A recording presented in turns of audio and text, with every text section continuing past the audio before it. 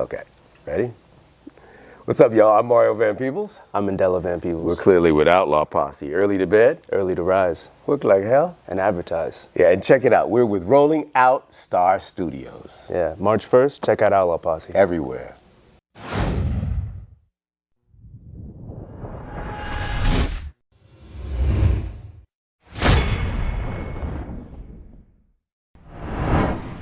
All right, everybody, welcome back to Rolling Out Star Studio. I'm Rashad Milligan, and today we are joined by a very, very special guest today. We have one of the legends in Black Hollywood period. We have Mario Van Peebles. Mario, how are you doing today, sir?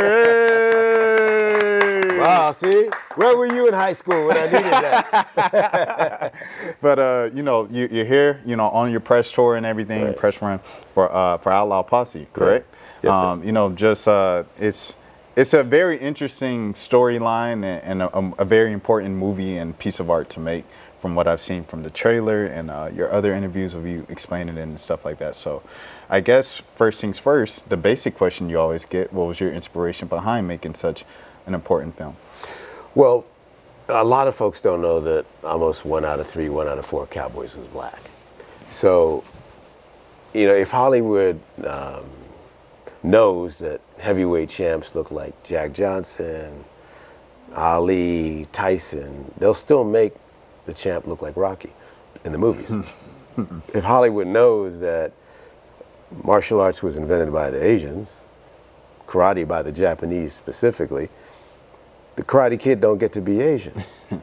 Dances with Wolves will not star a Native American, right? We'll become exotic backdrop, and the dominant culture will put itself in a dominant way in the movie. And that's traditionally how it's been. So if we looked at Westerns from back in the day, back in the early Westerns, if you were white male, you did pretty well. Right. But if you were black, you were scared and shuffling. If you were Asian, you were Chinese hop sing, the deferential Chinese houseboy. If you were a woman, you were pale and frail and needed rescuing. If you were black, you were shuffling. If you were Latino, you were the oily bandit that didn't need no stinking bachas. And the only good engine was a dead engine. So all colors were marginalized, including women. But the truth is, the West was wild and it was diverse. 1 out of 3 Cowboys was black. The first 44 settlers of Los Angeles, 26 were African American. Long before women could vote, there was badass sisters like Stagecoach Mary, who had her own stagecoach that she ran up through Montana. She had a big old shotgun and a cigar. And that role in Outlaw Posse is played by Whoopi Goldberg. Yeah. Shout out to Whoopi. Yeah. Shout out Whoopi. So I wanted to show the West probably more accurately. And of course, there's Edward James Olmos is in it, DC Youngfly is in it, Cedric the Entertainer is in it, Emmett Walsh, Neil McDonough, badass white folks, bad black folks, all of us. Me showing a more accurate portrayal of what black folks were doing does not mean I'm diminishing our white brothers and sisters. Does not mean I'm leaving out our Asian brothers and sisters who built the railroad. Right. Do you know what I mean? So I try to show a more realistic version, in a way, and then at the end you see the real characters as they were. So you see the pictures of the real folks at the very end of the movie, And in fact, one of the actors that I use, and I try to use actors that know their roles well, right. And one of the actors that I kind of felt sorry for this dude. He's just a little light-skinned Negro. And he was following me around. I said, I don't know. Should we bring him on right now? Yeah. He looked kind of like me. His name is Mandela Van Peebles. Mandela Van Peebles in the building. I'm getting up. Hey, how you doing? Nice to meet you. Sean, go ahead and sit down. Thank you, bro. I'll give you my mic. Okay. All right. How you doing, man? No. It's cool. You good? Everything's cool? Yeah. Okay, cool. All right. So we'll keep going, right? Yes. So now that you found him, this young brother could act. And in my family, we don't confuse people who are good, think they're good at what they love, with people who love what they love. So in other words, if you love singing but you're no good at singing, we're not gonna hire you. And my mother loves to act, but she's no good at acting, so I wouldn't hire her. My dad could act within a certain boundary. So we're just honest about it. That doesn't mean you're not loved. It just means, if you're also, a Jackson. I think what makes it really special working with your dad, but also playing your father's son, is the realness.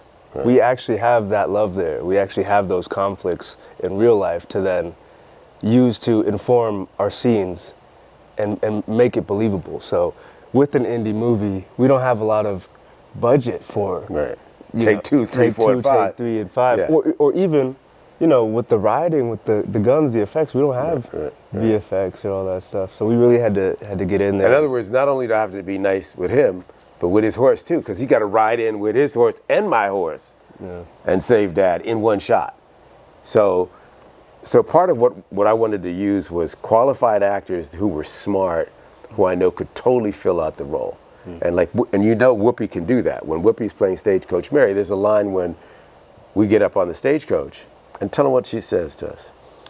Yeah, well, basically, Outlaw is a movie. It's entertaining, Outlaw Posse, but it actually has some messages in there. So, Stagecoach Mary, I don't want to give away any spoilers, but we're kind of going through something in our relationship in the movie, and she asks, "Oh, how is he doing at being a father?" And I don't say anything.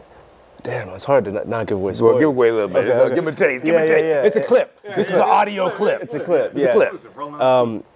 And basically, I don't say anything. And she's like, well, you know, black men were only legally allowed to be fathers after 1863 Yes, and in sir. Texas, 1865. Before that, you weren't a father. You were just property. And in fact, they would sell you to another plantation, so you didn't interfere. You didn't get things messy. So The white slave owner made all the decisions for the child. So until the Emancipation Proclamation, couldn't do it. So we've only had since 1863, 1865, if you're in Texas, to get our black father game on at all. And part of what's interesting in the Van Peebles family is we do have a strong paternal lineage. We call it dadification. But before we get into, just a specific relationship of father-son and everything like that in acting, I do want to ask you about Whoopi, because you said in the Breakfast Club interview that Whoopi pretty much gave herself the role. Yeah. To have such a person of that stature, legendary status, of like just offering the role, what does that say about her character, and how has your relationship been over the past couple of days? I think one is that, one of the things is in our community, there's a difference between being recognized and being appreciated. And when people see Whoopi, it's not just, I recognize Flavor Flav, I recognize this person, but I appreciate Whoopi. I appreciate her body of work and her intellect and her integrity. And I think that she appreciates the Van Peebles family and understands our lineage. So it's like meeting a fellow warrior. You know what I mean? He goes, okay, you're coming from there, I'm coming from over here. You've got different battles, but I know we're fighting the same war. You know what I mean? So there's a different respect. Yes, ma'am. You see what I'm saying? So what happened was I was next door shooting for the Wu-Tang Clan. I was shooting the Wu-Tang Clan and in New Jersey. And Whoopi lived next door. And she came over, what's all them lights and racket? In my neighborhood, who's messing up my neighborhood? And she saw me and we started laughing and we were talking about it. And she said, what are you doing next, Van Peebles? And I said, I'm doing a Western. She said, I always wanted to play Stagecoach Mary. I was like, well, just so happens. So I have a script. And then I called him. I said, man, I think Whoopi might be down. And the thing about Hollywood, they say, well, people are just about the money. They're just about the money. That's not always true. If you hit them with a good role where you've got something to say, you'll find not only will the black folks come, the white folks will come, Edward James Olmos will come. You know what I mean? You'll find people want to say something, especially now we feel like America is so divided. Well, guess what? America was more divided in 1908. Because check it out, before that, slavery was legal. Before that, women not voting was legal. Jim Crow was legal. And that's why we have the tagline in the movie, when the laws are unjust, the just are outlaws. Right? Because sometimes you got to stop and correct those laws and deal with it. So Whoopi says that line to him, and then she turns to Chief, my character, and she says, so do you remember your pa? I said, yeah, they hung him for trying to teach me to read. Then they told me to call an old white priest father. See that messaging? Then they told me to call the slave owner master. And then they told me by law I had to take the master's last name. And I said, with all them bullshit laws, I'm going to grow up to be an outlaw for sure. And that's how you got the name Outlaw Posse. So we drop a little science. I mean, it's fun, it's action, but there's some nutritional value that I wouldn't have been able to say had I done it with a big studio. So I went out to make a big looking Western. It's big, big scope, big cast, but it's independent, which means you won't see it on every movie screen. You know what I mean? You have to ask for it at the theater. You got to let them know, is this theater playing Outlaw Posse? And ask for it. Because we vote with our voice, and we vote with our ballot, and we vote with our dollar every day. And so we wanted to make a movie in this election cycle that hopefully all Americans can come. Say, I'm gonna make this gumbo with love for everybody, and hopefully everyone will come and come away thinking, and maybe they'll think when they vote. And okay, this one I want to ask for Mandela. Yeah. So your father just mentioned the Van Peebles being appreciated, and the difference between being recognized and being appreciated. Of course, everybody recognizes you guys, like since the '90s and before that, with your father, all the way dating back for decades, long time. We recognize the Van Peebles. We recognize the Van Peebles. You, as the son, the next coming, do you feel like the Van Peebles family is appreciated? Definitely. I think that's kind of the difference, especially going back to Melvin and what he was able to accomplish back then, and when times were so much more difficult to get things done as a black man. I think you can see that the zeitgeist of basically the people at the time really appreciated Sweetback, because not only was it a hit, the movies following afterwards emulated that style but took out the revolutionary message. So Sweetback, you had Melvin, who grew up in a brothel, and he comes to this epiphany that he wants to be revolutionary. He doesn't want to, he wants to uplift his people. So all this stuff kind of happens, and it becomes a huge hit. The Black Panther Party makes it mandatory viewing, so that helps a lot. You have a lot of political people really involved in it. And then the studios see that that's making money, that's popular. And it was a script by white guys, right? They had a script just in the shelf, and they're like, why don't we just make this black? Black stuff is going great right now. Let's make this detective black, and we'll call this movie Shaft. But instead of him being a revolutionary going up against a man, he's a stylish brother with the cool outfits, with the trench coat, but he works with the man as a detective. And then even later, they dumb it down more with Superfly. Nice, cool outfits, nice big car, but instead of revolutionary working with the people, helping the people, he's dealing drugs to the people. So it has the same icing, but the real message is out. And that's kind of similar with hip hop, I think, too. Yeah. That's really, really astute, is that, hip hop, you think of spoken word starting with the revolution will not be televised, last poets, et cetera, on up to PE, fight the power. Yeah. But when the big corporations and big money get out, they'll keep the beat, they'll keep the rhyme going, but you'll be rhyming to something that makes no sense at all or is degrading to your sisters, to your daughters, to your mothers. You know what I mean? And say, or even singing about black genocide. Like, how is it going to be okay to me? I kill more niggas than you. What kind of stupid stuff? You calling yourself Gucci, man? You don't own no Gucci. You don't own. Makes no sense at all.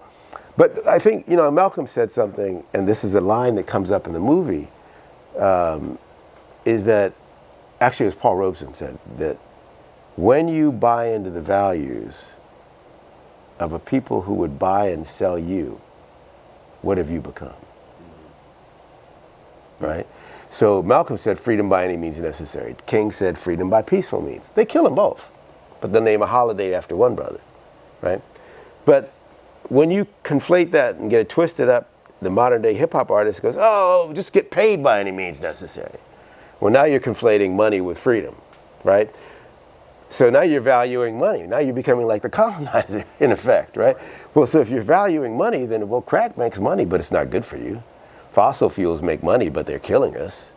So you're valuing money, but that's not freedom, right? It's a tool.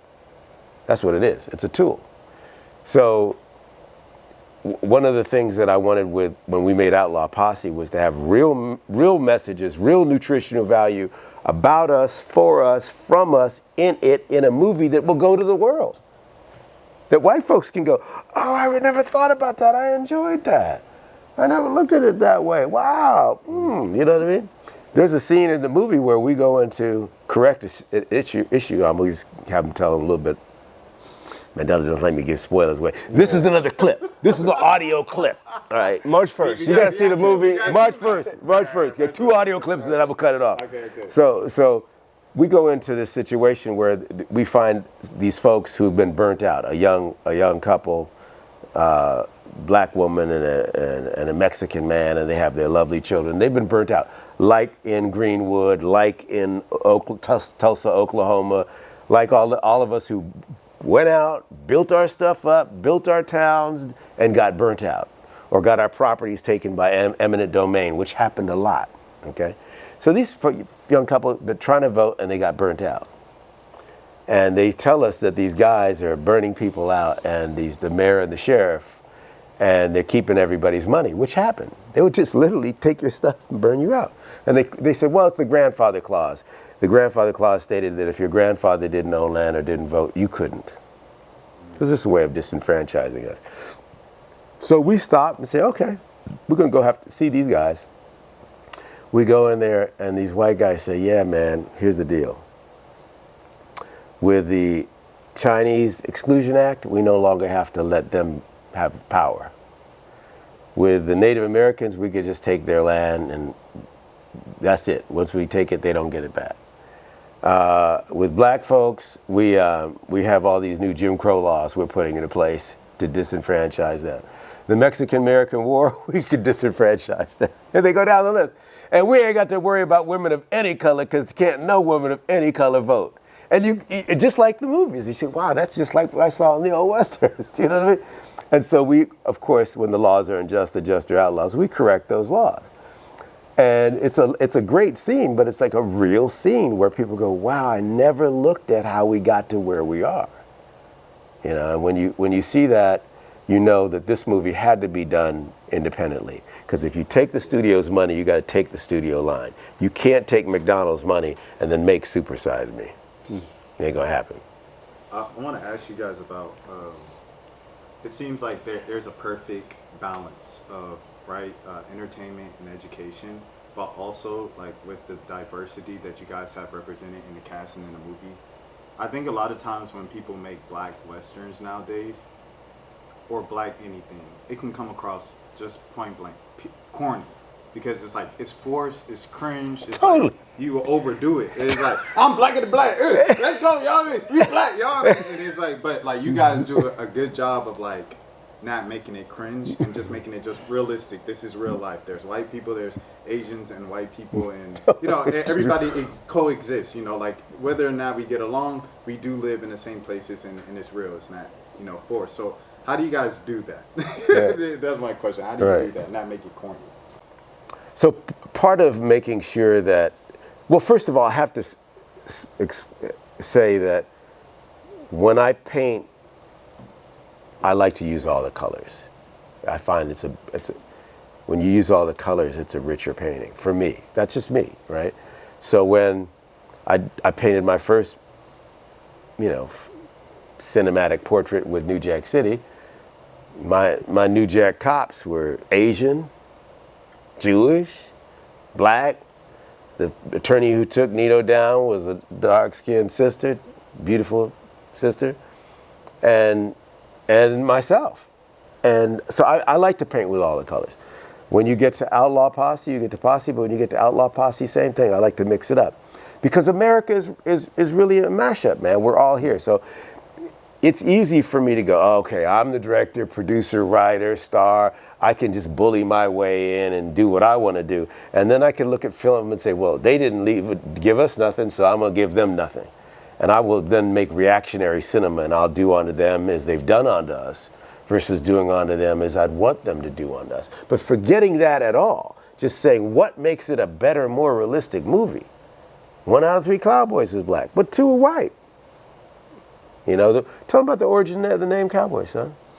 Yeah, I mean, even going back to the name, the term, back in the day, they would, boy was a term you would call a black man no matter how old he was. So the white people didn't want the dirty jobs, the rough jobs.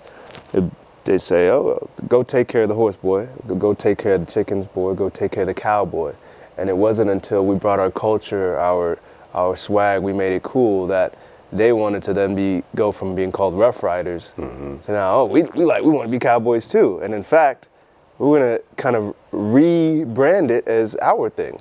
And now you go around wearing this hat and they think you're cosplaying, you know? So there's a constant rewriting of history, and history is written by the victors. So we have to make sure our stories get told and get heard.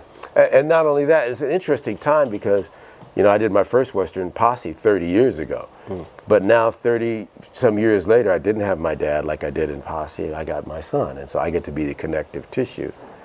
But what's happening now is we have a Western coming out, but Beyonce is on the country charts, right? Reclaiming that. Pharrell got a whole Western line. We're more and more, we're seeing ads. I saw an ad the other day with black cowboys in it. So the consciousness is more there, but I had to start that 30 years ago. So I'm not new to this, I'm true to this. I've been in it for a minute. Oh, that shit rhymes, excuse me. Damn, I should drop some bars up here. You know what I mean? So that's the fun of it, is to, you know, when you make independent film, you don't have to worry the same about chasing an audience. You can go ahead and lead an audience. And sometimes it takes 30 years for them to go, oh, actually we were there. And that's why at the end of the Posse, you see the real pictures of the real people and how close our actors look like the real people. So you're watching a movie going, ooh, there's an Asian man here. Yeah, and the Asian dude has a dream about opening a restaurant. And at the end of the movie, you find out that Asian man did open that restaurant. And it's the longest family-owned Chinese restaurant in America. It's in Montana, and the man playing him is his great-great-great-grandson. How dope is that? I didn't know the Asians own the longest running in Montana. Yes. Like, I just learned something. You know what I mean? So it's like, you can, still a wonderful country. We can, you know, America's still an awesome place. You got to fight for the America we can be, not just the America we've been. Mandela, I want to ask you another fun question. So, like, you know, growing up in a household, how is, like, the training? Is it like a Joe Jackson atmosphere of, like, you know, how is it being Mario Van Peebles' son? Well, you know, I've been his son my whole life. That ain't the right answer, son. Practice it, like, it's like train you like that, the interviews and, like, how to slate and how to audition. Like, how intense is it in the household of, like, I guess, growing up as a Van Peebles? Oh, that's a good question, man. Thank you. And there's probably shades of all that. No, he's kind of what's cool about him is he's never pushed anything onto me or any of my siblings. You know, I have a big family, so I have sisters that have nothing to do with the industry, and I have a sister who is crushing it. You know, I have my brother who's more behind the scenes and what he wants to do. So we don't really. We were kind of saying this earlier, conflate doing something we love with being good at what we're doing, you know? If he's giving me notes, I know he's not gassing me up. It's how he actually feels. So that's what makes working with him, I won't say easier, but more smooth, you know? I know that his notes are coming from a place of love. He wants to see me win. So the direction, whether good or bad, it's valid. At least, you know, in his opinion. Everybody has an opinion, so there's always that. I feel like, you know, he's a good guy. He's fun. He's fun, but is this the one the answer that you guys practice in the living room with? I want to ask you also, kind of following up, you know, like, what have you learned from your father and your grandfather in terms of, like, independence? Like, your father was just preaching the importance of the independence of, like, we can do what we want, we can tell the story we want and have the casting that we want because, like, I'm paying for it. And, like, as opposed to if I went to a studio, the white guy would still be the main character and then DC Young Fly would just be, like, in the background, blah blah blah. So you know, like, what have you learned about the importance of independence from your family? just being around, you see the whole thing. So even just this stuff, this realistically still falls under making the movie. Because I'm there, I get to see him come with the ideas, the writing process, where it's not even fully developed yet. Then the pre-production, then the actual production, and then right now, it's been in post, we've gotten to see it, and now we're promoting it. So there's way more to just making a movie than acting in the movie. And I feel like a lot of people don't get to see that. So when you're really doing it, boots on the ground, doing it independently, yeah, you could be an actor, but doing it your own is going to force you to learn all the jobs along the way to doing that. So he's an actor, but he also produced it, directed it, he's promoting it, he's doing a lot. So growing up watching that, it's kind of invaluable, you know. It's great to see that with the right amount of hustle, anything is possible. Mario, I want to ask you. You look like you're about to go in, but I wanted to ask you, when you hear your son speaking and like just picking up a lot of the things and the knowledge that you've been dropping, and knowing that it doesn't fall on deaf ears, because he'll give the exact details and the facts and the importance of it and stuff. How does that make you feel, like on the inside? How does that make you feel? It's great to see that evolution with anyone, but especially someone you just go, man, I've known this guy forever, you know, and this time around, right?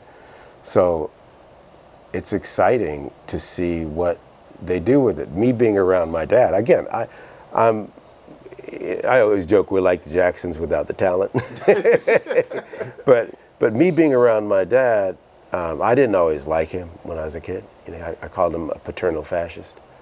But as I got to understand him more, because when I went to Hollywood and I was trying to act, there weren't any good roles. You know, it was like really simple, reductive, stupid roles, basically.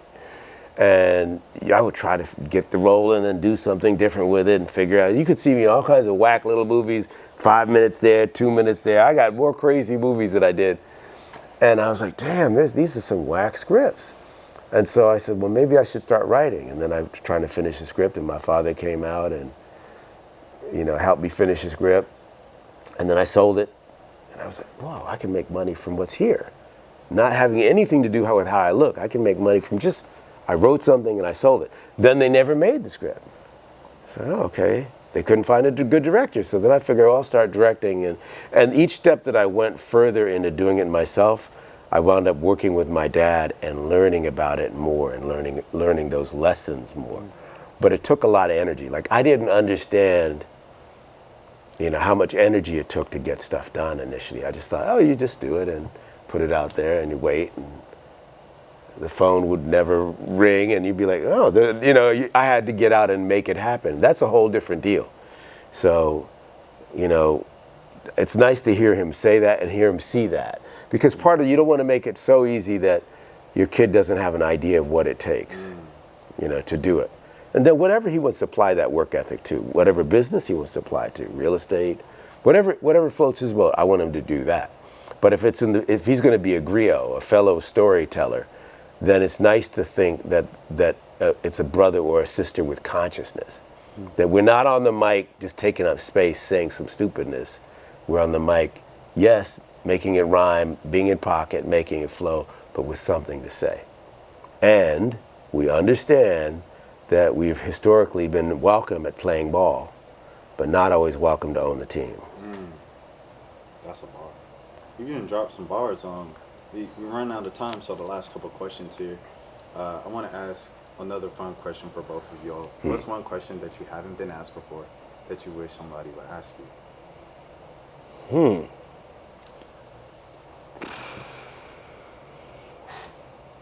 Damn. You don't know what you don't know. You first. I think one of the questions that I haven't been asked, and that never really stopped me from answering it anyway, truth be told, because I'll just bully an answer, is that it's really important to note that, Dad did all of the stuff he did, fought all the battles he fought, but he never let it make him bitter. He didn't let it make him hard. He's a tough man. And I think part of that was that he got the bigger picture of life. And the bigger picture of life, the true picture is, if you go to Africa and you spend time in Africa, this tribe don't like that tribe. That tribe got beef with this tribe. Chinese never did like the Japanese.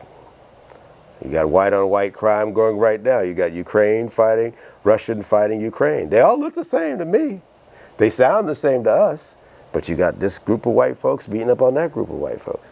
We'll kill over each other over religion, race, some kind of issue. And so once you understand that if we were all purple, it's very important to your health. If we were all purple, we'd find ways to divide up. I'm West Side purple. I'm East Side purple. We're the true purple. We're the chosen purple. Then we'll find a way to do that. Because as our species, we're not wired to be in groups over 100. You can't remember that many people's names. So we're wired to be in tribes as hunter-gatherers. The way we try to live on this planet right now in stacks on top of each other is unnatural. And so because of that, to some degree, although we've evolved very quickly socially, we've evolved slowly biologically, we're still kind of the same bodies like when we were in Egypt. But we're not, we just can't get along like that in huge groups. If you send your kid to school and there's 1,000 kids, your kid's not gonna have 1,000 friends. They're gonna find their tribe, their book club, or there's the jocks, or the Black Students Union. They're going to find their tribe, and in the context of their tribe, they'll be fine. So once you understand that we have a tendency towards global tribalism, you go, oh, okay, so here it's broken down on socioeconomic lines or white versus black lines, but we do that all over the place. So now you no longer take it personally. You don't have to have a chip on your shoulder about it. Because you go, oh, I see. Now, that doesn't mean that you shouldn't take the isms personally. Or don't take them personally, but it doesn't mean you shouldn't take them seriously, excuse me. So that means that whatever business you're going to be in, if you're going to be at the post office, you're going to still find racism, sexism, lookism, classism. Change it in the field you love. Be in the business of what you love. Love what you do. Love what you say. Love what you say. And love who you say it with.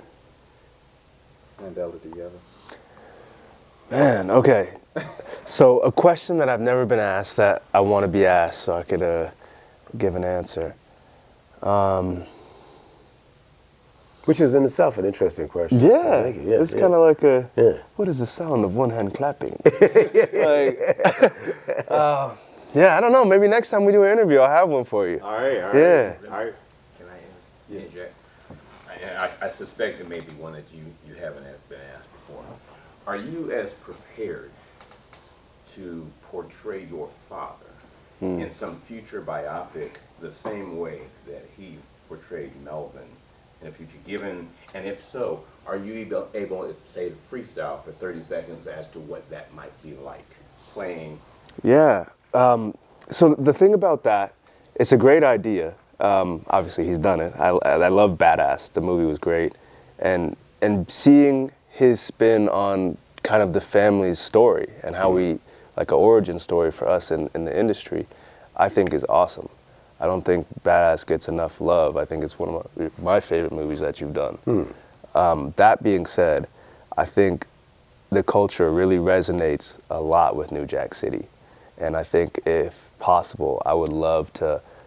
I don't know how it could be done tastefully, because you don't want to mess up with a classic, or it's great, it's great. So I don't know if it'd be a making New Jack City, or a series, kind of make it a spin-off series thing. But I think there's a lot to be said with that. But New Jack City had a great balance. A lot of your films do of the entertainment and the nutritional message, and it's hard to emulate. So I would want to do it justice. Yeah. So it's something I do occasionally think about. It's a great question, but yeah, we'll see. Thank you. I want to say something too, and that is, it is rare that we get to do interviews like this. And when I first started out with my dad, we rarely got to talk to reporters who look like us.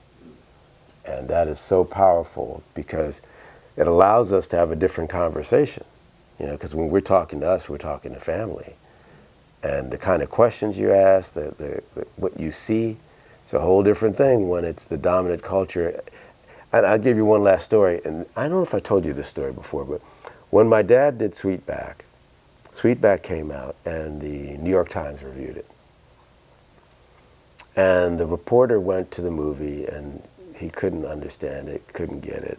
And he said, not only was the film based on a faulty premise that police officers sworn to uphold the law would brutalize a young black man for no real apparent reason, but the sound of the movie was faulty. You couldn't understand the dialogue. And it was just based on a whole premise that wouldn't exist. And my dad called the dude up and he said, look, man, I'm not asking you to rewrite your review, but I challenge you to go see the movie in the hood. So he said, well, Mr. Van Peebles, you've made the effort. I will take you up on that challenge, sir. So he went up to Harlem, he saw the movie, and niggas was going crazy in the movie. Crazy, man. Understood every word, laughing and yelling at the screen like a boxing match. He was just a frightened white man. He left there, he said, my word. It's become very clear to me that I have to recuse myself from reviewing such a film when I don't speak the language. So it was the first time that, you see, the problem is with being a white man in America back then was that if every SAT is geared to you, and every cop and every judge is weighing in your favor, you know what I mean? You don't have any idea that there's another world that exists. You just don't even know. You're just ignorant to it. And so it's really hard on them when they go, what? I don't understand, right? Because a white reviewer would say, it didn't work. It would never conceive of him to say, it's not written for me. I didn't understand it. Now, all these years later, a lot of America has woken up to the fact of, oh, that's slang, that's Ebonics. You got the kids that watched my dad's film, Sweetback, weren't just me who said, 20 years after my dad does Sweetback, I do New Jack City, right? But because that 20 years, it took us kids watching those movies to go, man, we want to do that. And we grew up saying, I want to be a filmmaker like Mandela Van Peebles did. But it wasn't just me. It was Spike, the Hudlins, Tarantino. So we all go out and make movies. You see what I'm saying? And so now we're making movies, and it has it. Every white kid in the mall understands Ebonics now and is bumping rap music in the car. You feel me? So it's a different time. But when my dad did, it was a whole different time. So what's beautiful is being interviewed by you is that this is not something my dad got to see much of. But we now have y'all over there because we can make the movie. But if we make an independent film, even though the truth in it is uncut, unless you give it a voice, unless people go to the theater and ask for it, the studio is not invested in this making money because it's not a studio movie. So they're actually invested in it not making money. So you not only have to buy a ticket, hopefully, but make sure the ticket says Outlaw Posse. That's right. Yeah. Because they'll do some trickology on it, and you'll be like, oh, what happened? I didn't know. Go opening weekend. Get some friends and go opening weekend. It's really important because they'll pull it out. All you'll be stuck with is Dune. Yeah. Watching Pretty Young White Kids, and there's nothing wrong with that. But you won't get, they'll say, well, smart film. You won't get it. You know, these cultural moments your family has created these cultural moments in film. How important do you think it is to be able to set, I guess, kind of these checkpoints when it comes to our culture? It's beautiful. It's risky. You know, when you get in front of the parade, you don't know if the folks can see you and can follow you, you know. Sometimes you look back and they said, there's that old saying, if you give a man dying of thirst dirty water, he'll drink it. But if you give him clean water, he'll know the difference. But sometimes you can be beat down after 250 years of slavery, another 100 years of Jim Crow, and to thinking of yourself as less than, or not as smart as, or not as educated as, and be so used to drinking dirty water that sometimes clean water might just freak you out. It might just be a shock to the system. You might get so used to watching dudes run around with dresses on. Do you know what I mean? And buffooning. And that's okay. that you might not be ready for some real black cowboys. Do you know what I mean? And so sometimes that's like, you know, it's like it's a different vibe, you know, but who gives a shit? We need it. Do you know what I mean? I hate, excuse my French, but that's the real. I would rather, you know, I remember once, and I told you this story before, Mandela, this dude came up to me and my pop. We were in New York. He came up behind us, and he said, "Excuse me, Mr. Van Peebles, I want to tell you I love your work." And we both turned around. We didn't know who he was talking to.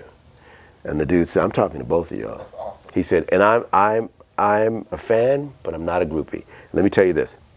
Sometimes I go to the movies and I'm entertained. Cool. Sometimes I go to the movies and I learn something. Cool. Rarely, but sometimes I go to the movies and I come out proud to be a black man.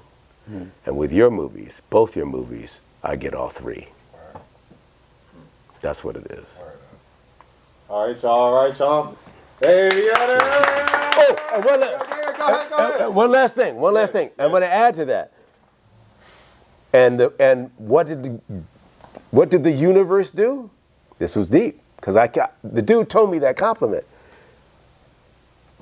And the universe made it so that my first child was a beautiful brown-skinned girl. Now that's getting interesting, right? So we have a strong paternal lineage. My first child is a girl. I go to Disneyland with my daughter, with Keenan and his daughter. Our beautiful daughters are playing around, running through Disneyland. My daughter's about 6 years old. His daughter's about 6 years old. And she comes back over and she goes, "Daddy, you know, I think I'd rather be white." I said, "Why is that, baby?" And she said, "Oh, well, because I could be Snow White, Little Mermaid, Seven Dwarfs." She went through a whole litany of all these beautiful white princesses. There was no one at Disneyland that reflected her beauty. The closest I think we had at that time was Mulan or maybe Princess Jasmine. We didn't have Princess and the Frog yet.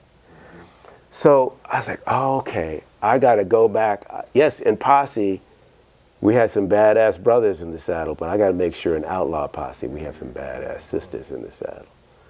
Can't leave that out. That's half of the world, baby. Very important. So we got Amber Rain Smith, who is dope in this movie. We got Whoopi Goldberg, who's dope. We got Madison Calley, who's the sister that plays the harp for real. You'll see her in the movie. So you have many different kinds of black women in the context of this movie. That is also important, not to mention our Native American brothers and sisters. So just when I thought, okay, the dude said he was proud to be a black man, what about being a black woman? Don't forget our sisters, man. Yeah. Shout out black woman, man. Yep. Mario and Mandela Van Peebles, thank you so much for stopping by. Thank you for having us. Outlaw Posse, make sure you go support the independent film, support black film, and support black cinema. And thank you all so much for stopping by, bro. You're welcome. The release date is March 1st. March 1st. Outlaw Posse comes out in theaters. You got to ask for it. March 1st. I think it's playing at the Regal at Atlantic Station. March 1st. And one thing I want to say, I really appreciated being interviewed by Brother Malcolm X today. How'd you feel about that? Wasn't that dope? I was thinking the same thing. I was thinking the same thing. Only thing is we share the same birthday. Oh, wow. Well, congratulations, man. Yeah, man.